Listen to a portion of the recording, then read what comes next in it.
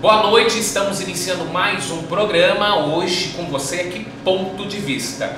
Nós estaremos entrevistando o nosso amigo Juliel, que é o filho do saudoso vereador aqui, eterno vereador de Pindamonhangaba, Delvair, fez grandes histórias aqui em Pindamonhangaba e toda a região, né, com a sua atuação como vereador, como advogado e a família que ele criou aqui, é uma família maravilhosa. Alex, uma boa noite, obrigado pela sua participação. Ao Juliel também, que seja muito bem-vindo. Boa noite, a gente vai estar aí conversando com o Juliel sobre questões de trânsito, mobilidade, algumas coisas que a cidade tenha construído aqui, e ele vai poder estar falando melhor pra gente, especialista em trânsito, e a gente espera poder ter um bom bate-papo e explicar para o público o que está acontecendo, o que a gente tem no trânsito da cidade hoje. Legal, boa noite, Alex, é bom te conhecer, boa noite, Neto. Faz tempo, eu acho que faz muito tempo, mais de 10 anos que a gente não se encontra, e eu fico feliz de você já me apresentar lembrando do meu pai, e isso me faz recordar que a última vez que a gente teve bastante tempo juntos foi numa convenção que eu fui acompanhar o meu irmão mais novo, Julielton. Sim. Numa convenção quando ele estava iniciando a vida política dele no PSDB, e a gente teve a oportunidade de ir no ônibus para São Paulo, ir de volta, fazendo bate-papo. Muito bom, muito bom. Foi muito bom. É uma lembrança boa que eu tenho, uma experiência sensacional que nós tivemos. Mas vamos falar agora qual é o nosso assunto de hoje, Trânsito. Juliel, especialista em trânsito, psicólogo, escritor, escreveu 2 livros aqui, tem 2 livros que ele vai falar um pouquinho para nós hoje, mas nós temos alguns assuntos relacionados à nossa região. Vamos falar de Pindamonhangaba. Juliel, o que você acha do trânsito da cidade de Pindamonhangaba e da nossa região aqui? Bom, eu estive pensando assim, como é que eu posso trazer algumas informações dessas andanças que eu fiz nos últimos 3 anos e que me ajudaram a participar da publicação dessas 2 obras, e pensando o que Pinda tem, o que Pinda não tem na área de trânsito. Eu acho que Pinda tem algo muito importante no trânsito, que é um departamento de trânsito. Dos 645 municípios do estado de São Paulo, apenas 303 municípios têm um departamento de trânsito, e Pinda tem um departamento de trânsito. Isso é um ponto positivo. É um departamento que foi criado na gestão do Vitor Ardito Lerai em 2001. Esse é o primeiro ponto, é o ponto fundamental para a gente começar o nosso bate-papo aqui. O ponto de vista é sempre uma vista a partir de um ponto. Eu acho que esse é o nosso ponto fundamental. Legal. Mas em questão assim das nossas situações, você vê que criou-se o departamento de trânsito em 2001 e hoje, o que mudou, o que evoluiu, o que tem que melhorar aqui na nossa região? Tá. A gente precisa pensar então a política municipal de trânsito balizada pela política federal. Em 2001 esse departamento foi criado porque a gente tinha um Código de Trânsito brasileiro que foi estabelecido em 1997. Ele previa que os municípios poderiam fazer a gestão pública de trânsito. Todos os municípios passaram então a criar os órgãos executivos de trânsito para poder fazer a gestão municipal, pensar nas questões de infraestrutura, de sinalização, de fiscalização, de engenharia, de educação. Então, lá em 2001, a tônica de todos os municípios e também de Pindamonhangaba foi investir no treinamento dos agentes de trânsito. Os agentes de trânsito precisavam fazer uma fiscalização eficiente e Pinda avançou nesse sentido. Depois, mais ou menos ali para 2010, a tônica aí já era governo João Ribeiro, e o gestor do órgão executivo de trânsito era um advogado, Luiz Rosas. A tônica foi em aprimorar todo o sistema de gestão do departamento. E a gente vai ter, em 2015, com o surgimento de uma política nacional de mobilidade urbana, a política, a gente vai ter um plano municipal de mobilidade urbana aqui em Pinda. Então Pinda avançou na criação de uma política municipal de mobilidade urbana, pensando, por exemplo, uma coisa bastante interessante: quais são os pontos na cidade onde a gente deve ter bicicletário? Porque tem muita gente que vem para o centro da cidade fazendo uso de bicicleta. Sim. E aí o que nos falta então?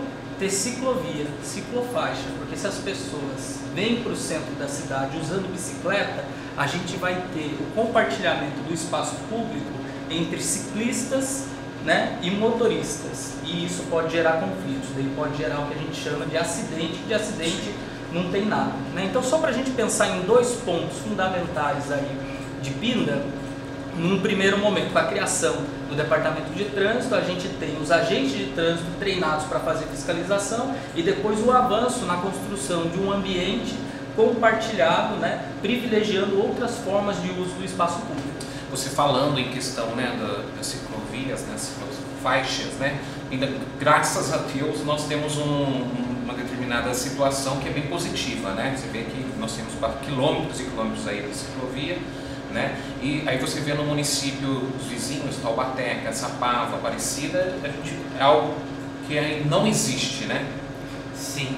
Olha, Taubaté tem um programa de ampliação da ciclovia que eu acho que é exemplo para as outras cidades da região. Eu tive recentemente com a diretora Gisele, com o coordenador dos trabalhos de lá, o João, num evento em Jacareí. E fica a dica para vocês trazê-los aqui para um bate-papo, para a gente conhecer um pouco do que eles têm feito lá, que a gente precisa fazer esse intercâmbio, né, de experiências e de práticas.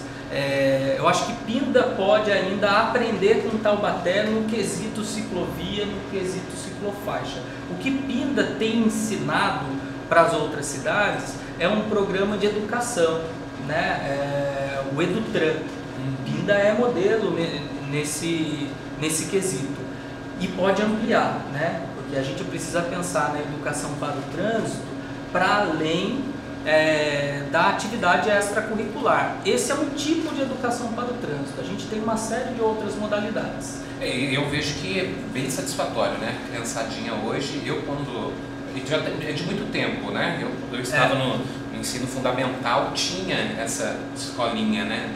Ia lá com as bicicletas, né? Tinha os cones e tudo mais. Mas é legal. O Alex. Então, eu estou vendo aí, você estava falando de mobilidade e a gente acompanhou que tinha um pessoal aqui na cidade fazendo, né, uma avaliação para fazer a mudança de algumas questões que Pinda ainda precisa se adaptar, questões que também são de trânsito, questões de calçada, questões de altura da entrada dos pontos comerciais da cidade, que alguns ainda são muito antigos e ainda causam um sério problema para cadeirantes, pessoas com deficiência física, idosos.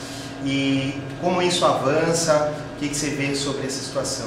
O desafio que a gente tem no campo eu acho que, na verdade, de toda a política pública, né, é a acessibilidade, é garantir que todas as pessoas tenham acesso aos bens, né, aos equipamentos sociais e urbanos, né? E uma das formas de garantir acesso é quebrar as barreiras arquitetônicas, né? No caso das calçadas, né? A gente observa, por exemplo, Taubaté. Taubaté é exemplo de investimento no calçamento, né? Se você pegar aquela região ali próxima à Faculdade do Direito, teve um investimento muito grande no calçamento ali. A gente tem acessibilidade. A cidade passa a ser convidativa para que as pessoas transitem, para que as pessoas se encontrem. A gente não pode permitir que o trânsito seja apenas um local de passagem, né? O trânsito tem que ser um local também de encontro. A gente observa cada vez mais as nossas praças esvaziadas. Antigamente tinha-se uma praça com um coreto e a festa se dava ali naquela praça, né? Hoje a gente não tem, a gente não privilegia mais esses espaços. Então a gente precisa começar a olhar, e muito bem pontuado por você, Alex, essas questões que parecem mínimas. Como é que a gente garante que todas as pessoas possam transitar pelos espaços públicos, né? E como é que se acessa fundos, né, de programas de governo para fazer essas políticas? A gente tem, pelo menos tinha no governo federal anterior, no Ministério das Cidades, um programa na Política Nacional de Mobilidade Urbana de investimento no calçamento, né? Não sei como que vai ficar agora, porque o Conselho Nacional de Trânsito, que era subordinado ao Ministério das Cidades, que foi extinto, agora está subordinado ao Ministério de Infraestrutura. Pelo nome do Ministério, tudo indica que que deve ter um investimento maior em infraestrutura, mas até o momento a gente não tem informações sobre isso.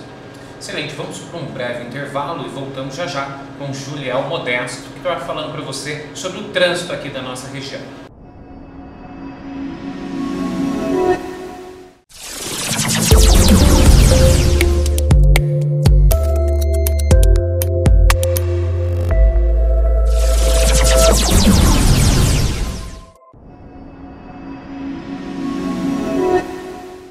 E hoje estou recebendo Juliel Modesto, que é psicólogo também, além de especialista no trânsito, ele é um psicólogo e participou da criação, né, de 2 livros, né? Ô, Juliel, conta para nós o que é esse livro aqui. Esse daqui é uma publicação do Conselho Federal de Psicologia, é do Centro de Referências Técnicas em Psicologia e Políticas Públicas. São referências técnicas para a atuação de psicólogas e psicólogas em políticas públicas de mobilidade humana e trânsito. Publicamos agora, em novembro, no Congresso Brasileiro de Psicologia, Ciência e Profissão. Esse daqui é um outro livro que a gente publicou no ano passado, é do Núcleo de Estudos Avançados em Representações Sociais da Pontifícia Universidade Católica de São Paulo, onde eu fiz o meu mestrado, e foi uma publicação numa atividade acadêmica em Buenos Aires, na Argentina. O meu grupo de pesquisa publicou um dos capítulos. Os 2 são no campo do trânsito. E aí tem tudo no campo do trânsito. Esse livro inteiro não, o capítulo. Sim. Né? Nossa, muito legal, hein, Juliel? E você está com um projeto novo de um livro? Então, agora é cuidar da publicação, né? Depois que a gente lança, a gente tem que fazer um trabalho de comunicação, né? Então, a comunicação é muito importante. A gente faz um trabalho acadêmico de pesquisa, né? Que é muitas vezes solitário, e a gente tem que socializar o conhecimento. Então, eu agradeço a oportunidade, inclusive, de trazer aqui a obra e falar um pouquinho dela. Tá aí, né? 2019 a ênfase vai ser isso, poder circular e falar um pouco sobre esse trabalho. E o trânsito ele é muito necessário, né? Não é só a mobilidade, né? Não é só a movimentação de veículos, de pessoas, mas também tem que cuidar, não é, o Alex? Então, Juliel, 2 pontos que são assim cruciais nessa questão do trânsito são o buraco e a questão do motorista. A gente falou da gestão do Vitor Ardito, a gente falou da gestão do João Ribeiro, e hoje a gente tem a realidade, né, nas ruas da cidade.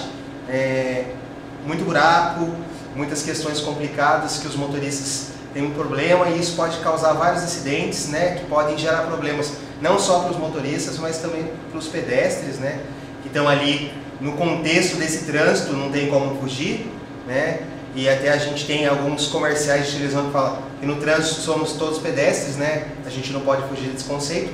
E também pegando esse gancho e aproveitando meu amigo Neto aí, que tem medo de dirigir, e você como psicólogo, né, do trânsito, dá umas dicas, né, sobre essa questão das pessoas que têm medo, o que elas podem fazer para estar perdendo esse medo e estar, né, dirigindo aí com segurança e com tranquilidade. Tá, então a gente tem aí 2 questões, né, uma questão de política pública, né, que envolve a gestão pública municipal, e uma questão que é do campo da atividade que eu desenvolvo também, que é clínica, né? Que é do consultório, que é do atendimento individual, particular, também muito importante. Eu não sabia, né, que você tinha medo de dirigir, e isso é muito mais comum do que a gente imagina. Quero começar por essa parte e vou voltar para essa questão que é de infraestrutura, né? Cerca de 20% das pessoas habilitadas sofrem de algum grau de medo de dirigir. Tem até um nome específico, né? A amaxofobia. E existe tratamento. Eu não sabia disso, agora eu já descobri o nome do meu problema. E tem tratamento, né? Tem nome e tem tratamento. Eu faço um tratamento que é individual, e 70% do atendimento é no próprio carro, né? Com um programa específico. É um atendimento numa abordagem da terapia cognitivo-comportamental, para que a pessoa possa aos poucos, né, suportar o desconforto que o medo de dirigir traz, e com as técnicas articuladas ali com a dirigibilidade, avançar para superar, né, o medo de dirigir. Mas eu posso falar especificamente disso depois num outro programa, com maior profundidade. Agora, no campo da política pública, essa questão da infraestrutura, eu acho que é a tônica do trabalho do Israel, né, dessa gestão. A gente teve, e isso é um ponto de vista, tá? A gente teve no governo do Vitor Dito o estabelecimento do departamento, né? Tivemos aí um investimento muito grande no treinamento dos agentes de trânsito para aprender a fazer a fiscalização de trânsito. O gestor do órgão executivo à época era um policial, então, né, o próprio ministério que cuidava do trânsito era o Ministério da Justiça, então toda a política era voltada por uma questão legal, o alinhamento era esse. Depois, no governo do João, o ministério que cuidava da pasta era o Ministério da Cidade, então a perspectiva era outra, era centrado na pessoa. O investimento foi no campo da educação, né? Então, quem fazia a gestão do órgão executivo era um advogado, né? Quem estava respondendo pela pasta municipal do trânsito, né? Era um arquiteto, então surge um plano de mobilidade urbana, né? A gente vê um alinhamento muito específico. E agora a gente tem um Ministério da Infraestrutura e a secretaria que cuida do trânsito no município é a Secretaria de Obras, né? O Josué faz um ótimo trabalho como secretário, conhece dos problemas, já tive conversando com o Josué em algumas oportunidades e ele sabe qual é o problema, e é um problema que é geográfico. Pinda tem um problema geográfico, vale a pena vocês trazerem o Josué para a gente entender por que Pinda tem tanto buraco e por que é que a gente tem que fazer um trabalho de fiscalização da evasão do pedágio. Por que não pode ter tanto caminhão circulando por aqui? Porque a nossa geografia não permite tanto peso passando por aqui, né? O nosso solo não permite peso, né? E o Josué tem conhecimento disso. E a diretora de trânsito aqui em Pinda, a Luciana, ela tem uma formação que casa muito bem com o Josué, né, para fazer esse olhar. É um esforço tremendo que eles estão fazendo, eu tenho acompanhado porque tenho me colocado à disposição para fazer a discussão da criação do Conselho Municipal de Trânsito, e eu acredito que a gente avança, né? É difícil para quem sofre o acidente, para quem cai no buraco, porque eu acompanhei recentemente, uma pessoa foi desviada um buraco, bateu num carro, né? Então é vida que se perde. A gente tem que ter muito cuidado com isso, a gente está tratando de vidas, né? São pessoas que morrem, são pessoas que ficam sequeladas, isso daí tem um impacto na saúde pública, tem um impacto na previdência, a gente sabe como é que está a nossa previdência, e o trânsito guarda relação com tudo isso, né? Mas eu sei o quanto os gestores públicos estão empenhados. Isso daqui não é demagogia, porque eu não tenho nada a ver com a gestão de nenhum desses governos, né? É uma visão técnica, é um ponto de vista. Eu entendo que o investimento que tem que ser feito agora, nesse momento, é de infraestrutura, mas a gente não pode negligenciar os outros aspectos, que é de fiscalização, que é de engenharia, que é de educação. Excelente. Juliel, mas fala um pouquinho, né, quais são as suas expectativas, né, o que você espera, só para a gente já finalizar o nosso assunto. Olha, 2019 eu me propus a ficar um pouco mais em Pindamonhangaba. Eu acho que eu circulei muito por aí, eu acho que essa ideia de trânsito me colocou tanto em movimento que eu mal fiquei em casa. Eu só acho que você tem que ficar em Pinda e ajudar o trânsito de Pinda, ajudar a nossa cidade, que você já ajudou muito lá fora, pra cabeça. Então, eu circulei muito aí pelo Brasil, pelo Vale do Paraíba, tenho um bom relacionamento aqui no Vale e quero ficar em Pinda, quero colaborar mais com Pinda, eu quero que Pinda crie um Conselho Municipal de Trânsito e já estou iniciando uma mobilização política para construir a plataforma da próxima gestão. Estou à disposição da atual gestão, não me coloco à disposição para ocupar nenhum cargo, não é isso que eu estou dizendo, né? Me coloco à disposição como um técnico, como um cidadão, para construir o conselho, para fazer esse conselho de trânsito funcionar, e me coloco à disposição sim, para ser um gestor público nas próximas gestões. A minha visão é essa, né? Quero construir isso como horizonte de sentido. O primeiro Código Nacional de Trânsito, que é de 1941, ele previa que os municípios com mais de 200 mil habitantes poderiam ter seus conselhos municipais com as mesmas competências, com as mesmas prerrogativas do Conselho Estadual de Trânsito, ou seja, órgão normativo, consultivo e coordenador do sistema no seu âmbito de atuação. Então o Conselho ele vai agregar diversos setores da sociedade, né, diversas forças, diversos interesses, especialmente o usuário do serviço, o usuário do transporte, o usuário da ciclovia, aquele que é pedestre, que nem bicicleta tem e que conhece das calçadas, o cadeirante. A gente tem que conversar com essas pessoas, né, que fazem uso do espaço público, elas é que tem que dizer pra gente como é que tem que ser feita a política pública. E Pindamonhangaba já está caminhando com esse conselho ou não? Tá, a gente tem feito a discussão há 2 anos. Há 2 anos a gente já faz aí uma série de reuniões, já tivemos 2 audiências públicas e eu estou aguardando, né?